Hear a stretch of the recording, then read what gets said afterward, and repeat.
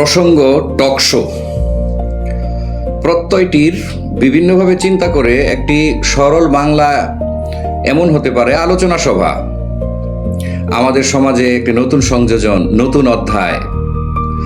আমাদের সমাজে বিভিন্ন সামাজিক যোগাযোগ মাধ্যমে প্রতিনিয়ত বিভিন্ন ধরনের টক শো বা আলোচনা সভা অনুষ্ঠিত হয়, পরিচালিত হয়।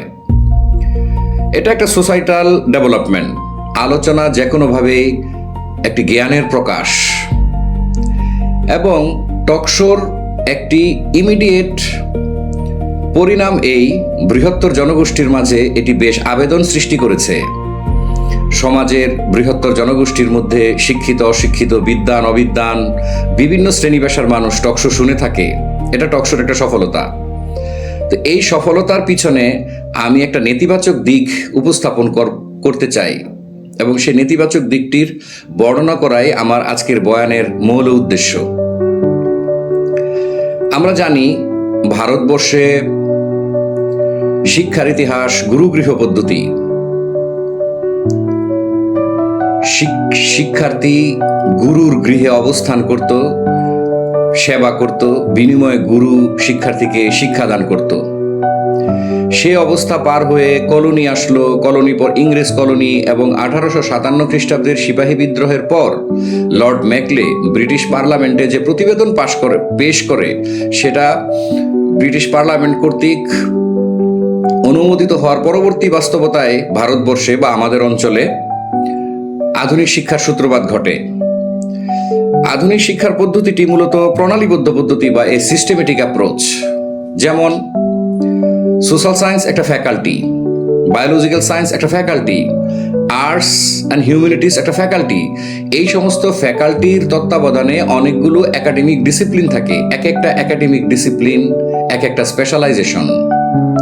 তাই বলে আমি এটা বলছি না যে রাজনীতি শাস্ত্রের নন এমন কোনো পণ্ডিত, অন্য একাডেমিক ডিসিপ্লিনের পণ্ডিত রাজনীতি শাস্ত্র নিয়ে কথা বলতে পারবেন না। অবশ্যই পারবেন, এটা তার একটি জ্ঞানগত যোগ্যতা।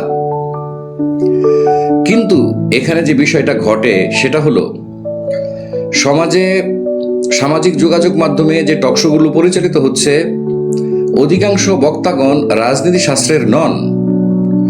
তারা রাজনীতি শাস্ত্রের ব্যবহারিক দিকের আলোচনার মধ্যেই আলোচনা সীমাবদ্ধ রাখেন।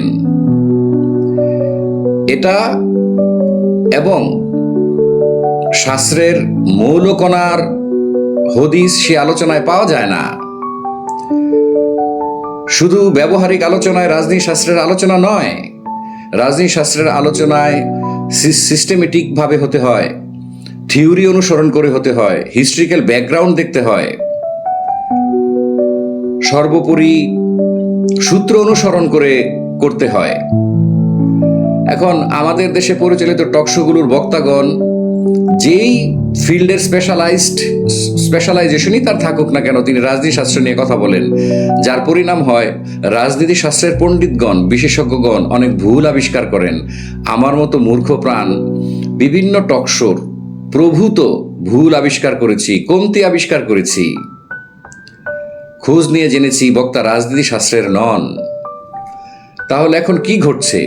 এই যে আমরা বলেছি যে সমাজের বৃহত্তর জনগোষ্ঠীর মাঝে টকশো যথেষ্ট আবেদন তৈরি করেছে, এবং আগে যেমন নিউজ পেপারকে বলতাম পত্রিকায় পড়েছি, এখন আমরা বলে থাকি যে টকশোতে শুনেছি। তথ্যের রিলায়েবিলিটি, ভ্যালিডিটি পরিমাপনে টকশোকে ভালো একটি উপায় হিসেবে বর্ণনা করি।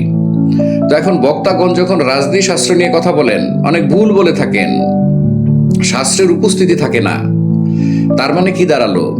জনগোষ্ঠী ভুল বিষয় জানলো, বিষয়ের কমতিটা জানলো, বিষয়ের মৌলকণার সন্ধান পেল না। এটা কিন্তু একটা খুব বড় মাপের নেগেটিভ ইম্প্যাক্ট। এর থেকে উত্তরণের উপায় কি? এর থেকে উত্তরণের একটি উপায় এরকমই হতে পারে, জাতীয় ভিত্তিক একটি নীতি প্রণয়ন করা।